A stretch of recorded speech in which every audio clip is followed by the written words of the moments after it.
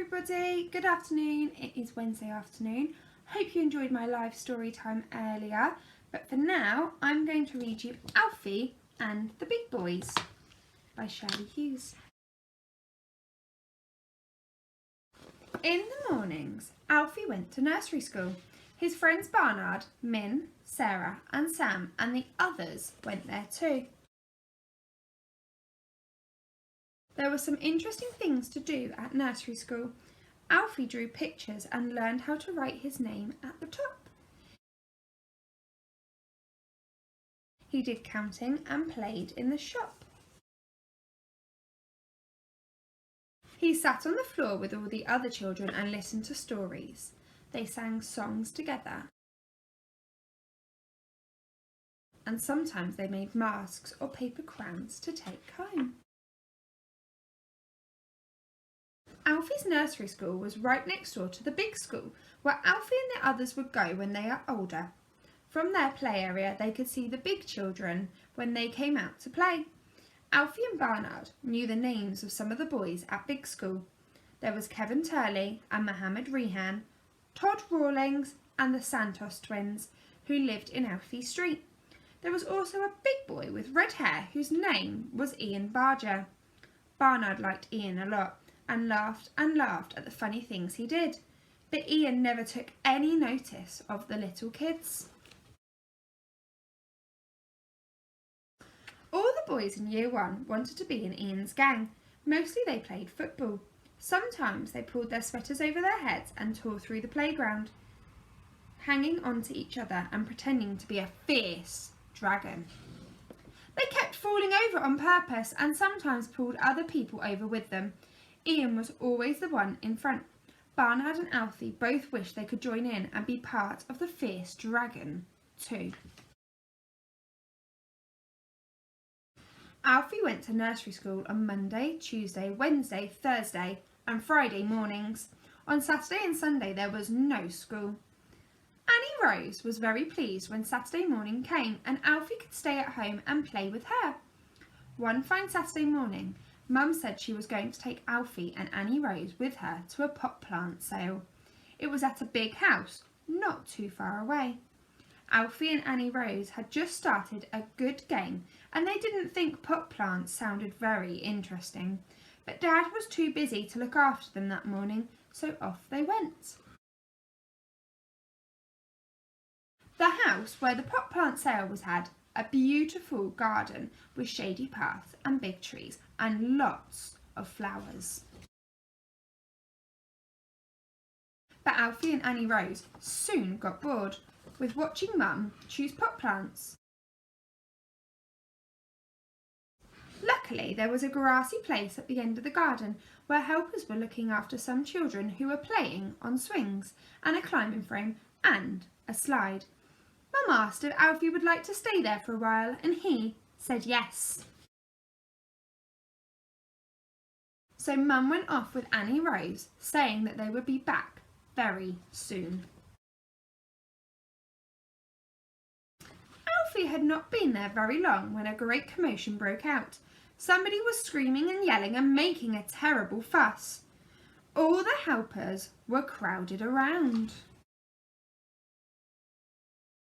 Right in the middle of them was a boy with a runny nose and tears pouring down his cheeks, yelling at the top of his voice, "I want my mummy! I want my mummy!" he shouted. The kind helpers were trying to comfort him, but he just went on yelling, "I want my mummy!"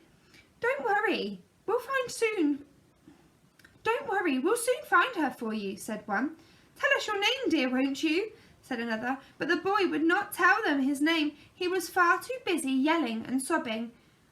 "Doesn't anyone know his name?" cried one helper. Only one person knew who the boy was, and that person was Alfie.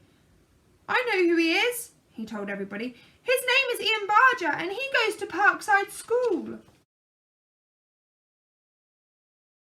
As soon as Ian caught sight of Alfie, he grabbed him and held on to him very tightly. Then slowly he stopped crying and began sniffing and hiccuping instead. Just at that moment, who should come hurrying by? Red in the face, but Ian's mum. "Oh dear, what a fuss," she said. I told you I would be over there just buying a pot of geraniums." Then she gave Ian a big hug and wiped his nose. "Poor little Ian," she said. "Did you think you had lost me when I was right over there all the time?" Ian nodded his head. He was still hiccuping and holding tightly onto Alfie's hand. "Well, I see you had a kind friend to look after you, so you wouldn't have needed to been frightened, need you, sweetheart?" said Ian's mum, and she beamed at Alfie. Then she thanked the helpers and thanked Alfie especially for taking care of Ian. "How lucky you were here," she told him. Afterwards, she and Alfie's mum had a chat. When it was time to go, she bought all three children ice creams.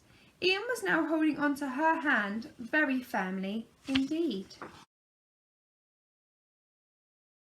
At school next Monday morning, Ian came swaggering out to play with the other boys as usual. And as usual, he took no notice of Alfie and Barnard. But when the ball bounced over into their bit of the playground and Alfie threw it back, he said, "Thanks, mate!" Alfie's mum became friendly with Ian's mum while they waited outside together, outside the school gates. One day, Mum invited her to bring Ian for tea after school.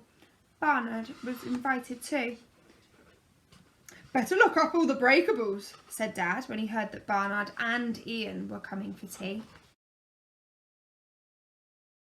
But as it turned out, Ian did not break anything at all. He spent most of his time playing with Annie Rose. He helped her to line up her dolls and cuddly toys into a football team, and she told him all their names. Then they made a house for them out of cushions. Barnard and Alfie thought that was a very babyish game. But after tea, they all went outside and had a great game together, being big, tough boys. The end. What a lovely book about Alfie and the big boys. Ian seemed very friendly in the end, didn't he? What's your best friend's name? So Alfie's friends are called Barnard and Ian, amongst others that are in his street. What's your friend's name? Let me know in the comments below. But for now, I'll see you later.